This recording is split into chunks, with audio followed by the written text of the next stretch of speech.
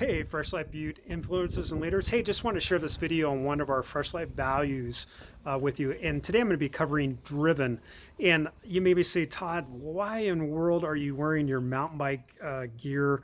Well, quite honestly, I just got finished with a mountain bike ride, but I think it's a great illustration of being driven. A lot of people would say, man, Todd, you're driven. You mountain bike, you do miles, you climb up mountains, you do all this stuff. And to some degree, yes, that is true. But what I want to talk about today is being driven in the correct things. 1 John 2:15 through 17, amazing passage. I love it. It's one of my favorites. And in that passage, basically, John talks about love of the world. In other words, the wrong things to be driven in. And let me explain. Basically, in that verse, he talks about three different things that mark people that are in love with the world rather than Jesus. The first thing is basically wanting your own way. And that's pretty self-explanatory, that basically not a team player, or pretty much my way is the highway, take it or leave it. Yeah. The second thing is wanting everything for yourself.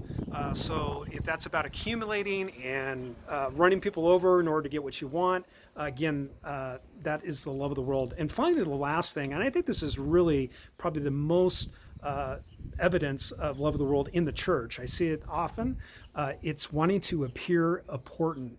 And what that looks like is basically that can look like authority or position or power, or, hey, I go to this church, and that is not from God. In that verse later on, John basically says that those three things have nothing to do with the Father.